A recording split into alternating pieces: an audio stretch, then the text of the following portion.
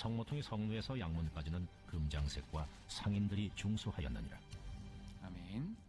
네, 오늘 이제 3장 말씀을 통해서 예루살렘 성벽이 어떻게 다시 한번 중축이 되는지, 재건이 되는지를 한번 살펴보도록 하겠습니다. 화면을 한번 보시면 나라가 멸망한 지 약 141년이 지나는데 성벽을 재건하는 데는 52일밖에 안 걸렸습니다. 우리가 1절부터 마지막 절까지 성벽 쌓는 걸 쭉 살펴봤는데요, 이 느헤미야가 쌓았던 성벽은 저런 형태로 되어 있는 것을 재건했다고 기억을 하시면 되겠습니다. 놀라운 사실은 141년 동안 누구도 엄두를 못 내고 감히 상상도 하지 못했던 성벽을 한 사람이 등장해서 141년의 시간을 52일 만에 끝내버렸다는 것이죠.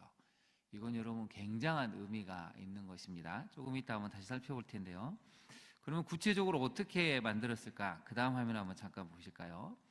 이제 고대 이 성사학자들, 지리학자들이 조사해본 바에 따르면 성벽은 아마 저렇게 지었을 것이라고 합니다. 도랑을 파고 그 위에 이제 깬 돌들, 흙들을 이렇게 막 쌓아 올린 다음에 제일 위에 이제 성벽을 쌓아 올리고 그 밑에는 축대가 있죠. 그래서 이제 흙 있는 이 자연토의 밑에다가 축대를 쌓고 성벽을 쌓는 저런 형태로 아마 예루살렘 성벽이 재건될 거라고 봅니다.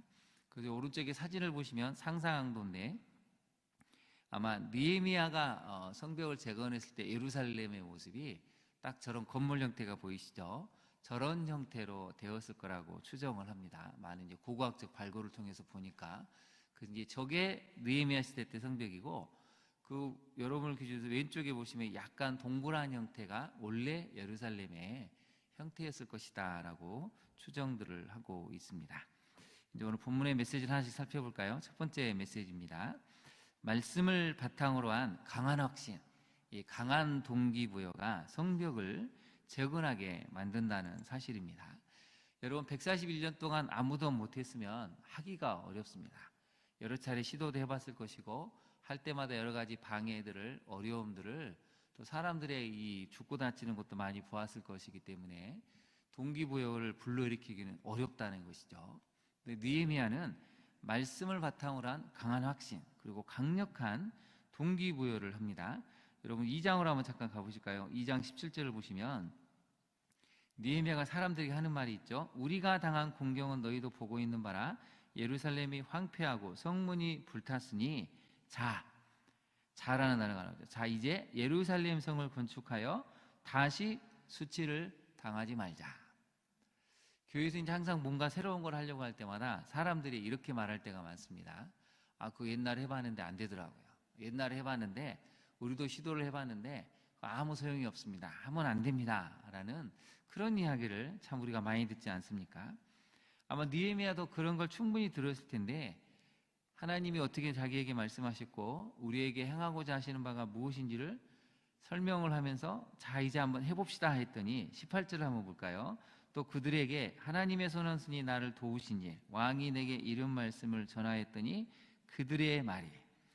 그래서 여러분 말씀을 바탕으로 해서 하나님이 어떻게 나를 도우셨는지, 왕은 또 어떻게 나에게 말했는지 하나님이 역사하셨고 말씀을 통해 이루셨다 했더니 2장 18절에 중간에 이렇게 나오죠. 그들의 말이 어떻게 했다고 나왔습니까? 일어나 건축하자. 141년 동안 아무도 손대지 못하고 무력감, 패배감에 이것만은 안 됩니다 라는 이 패배주의가, 무력감이 느헤미야가 하나님 말씀을 바탕으로 해서 강력하게 이야기하고 확신을 가졌죠. 그리고 동기부여를 했더니 드디어 사람들이 움직였다는 것입니다. 여러분 한번 적용을 한번 해볼까요? 우리도 오랫동안 해결하려고 했던 문제들이 있습니다. 오랫동안 해결하지 못한 문제, 여러분 말씀에 대한 확신을 가지고 말씀에 대한 확신을 바탕으로 해결해 가고 있습니까? 우리 힘으로는 할 수가 없는데 하나님이 우리 가운데 말씀을 하시고 그 길을 열어주신 것을 보는 순간 우리는 깨닫게 되죠. 이게 할 수 있는 것이구나. 내 힘으로는 할 수가 없는 것인데 하나님의 능력을 가지고 우리는 해낼 수 있구나. 여러분 인생 가운데 141년과 같은 아직도 해결하지 못한 삶의 문제는 무엇입니까? 계속해서 그걸 해결하려고 노력했는데 여전히 해결이 안 돼서 패배주의에, 무력감에, 낙심에 여러분 스스로 이 세월을 보내고 있지는 않습니까? 오늘 느헤미야는 분명히 알려주고 있습니다. 하나님의 말씀이 주어지고 하나님이 사인을 보내시는 것이죠. 길을 열어주는 것이, 그리고 하나님이 서서히 나를 도와주시는 것을 느낀다면 그때가 바로 느헤미야처럼 움직여야 할 때라는 것이죠. 드디어 해결할 때가 되었다고 오늘 성경은 알려주고 있습니다. 두 번째로 우리가 살펴봐야 될 내용은 영적 재건의 흐름을 이어갈 수 있는 그 다음의 사람, 가정, 교회가 되어야 한다는 것입니다. 여러분 3장을 보시니까 그 다음은 계속해서 나오죠. 이게 무려 31번이나 나옵니다. 32개 구절에 무려 31번이 그 다음은 여리고 사람들, 그 다음은 이므리의 아들 삽골이, 그 다음은 학곳의 손자 우리아의 아들 무레못이, 그 다음은 하면서 계속해서 이어져 가는 것을 알려주고 있습니다. 한국교회의 가장 큰 숙제가 무엇입니까?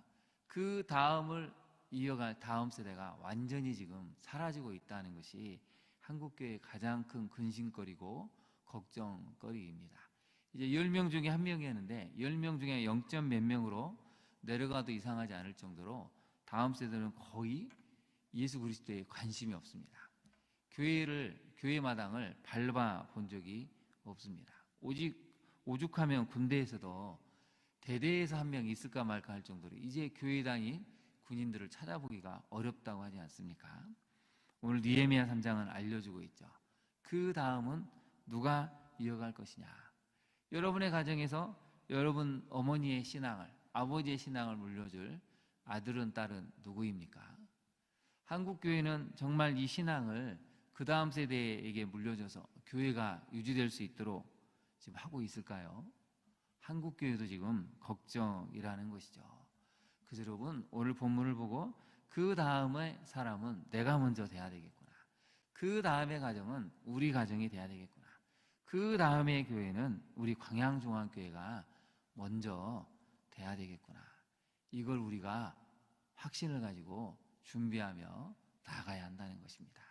오늘 새벽에 나온 우리만이라도 그 다음에 역사를 쓸 수 있는 성도님들 되시기를 바랍니다. 그 다음이 있을 때 완성이 될 수 있다는 뜻이죠. 세 번째를 한번 살펴볼까요? 세 번째를 보시면 우리가 13장에서 한 번 더 찾아보겠지만 그때에 대제사장 엘리야십이 그 형제 지사들과 함께 일어나 양문을 건축하여 성별했다. 문짝을 달고 또 성벽을 건축해서 함대야 망대에서부터 하나넬 망대까지 성별했다고 나옵니다. 근데 여러분 세 번째 메시지를 살펴보면 신앙을 흔드는 집착과 욕심, 인간적인 교리를 조심해야 은혜로운 결말을 쓸 수 있는데요. 1절에 등장한 사람은 대제사장 엘리야십입니다. 역시 영적 제사장, 역시 대제사장이 모범을 보이는구나. 참 은혜가 됩니다. 근데 여러분 13장으로 한번 가볼까요? 13장을 가보시면 이게 반전이 있습니다. 놀라운 반전이 하나 있는데요. 13장 4절을 한번 보실까요?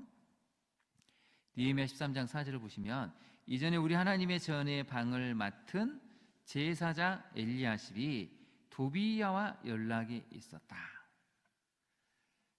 예루살렘 성벽 재건을 반대하는 그 반대편에 있는 지도자 도비야와 서로 연락을 해가지고 5절을 한번 보실까요? 13장 5절을 보시면 도비야를 위하여 한 큰 방을 만들었으니 그 방은 원래 소재물과 유향과 그릇과 또 레위 사람들과 놀이하는 자들과 문지기들에게 11조로 주는 곡물과 새 포도주와 기름과 또 제사장들에게 주는 거제의 물을 두는 곳이라. 그곳을 이방 사람을 위해서 개방을 해버렸다는 것입니다. 제사장 외에는 관리할 수 없고 드나들 수 없는 그 방을 아예 이방 사람을 위해서 방을 하나, 그것도 큰 방을 만들어주는데 그 사람이 바로 제사장 엘리야십이었다는 것이죠. 여러분 28절로 한번 가볼까요? 28절에 보면 또 하나의 이 기록이 나오는데요. 대제사장 엘리야십의 손자 요야다의 아들 하나가 호론 사람 산발랏의 사이가 되었다.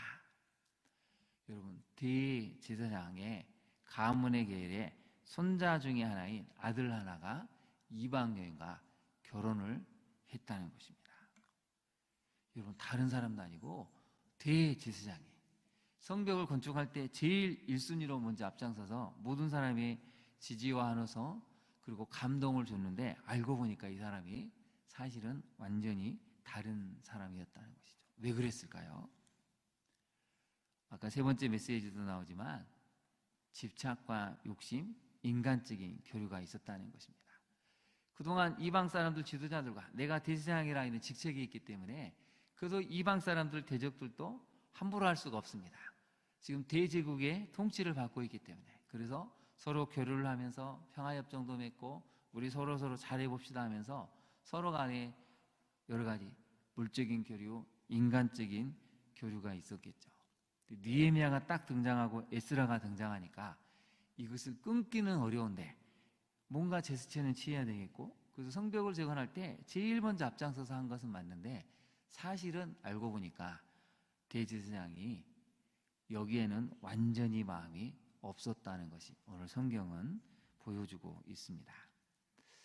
여러분 우리도 살다 보면 하나님 뜻이 분명해 보여서 분위기 때문에 같이 갈 수는 있습니다.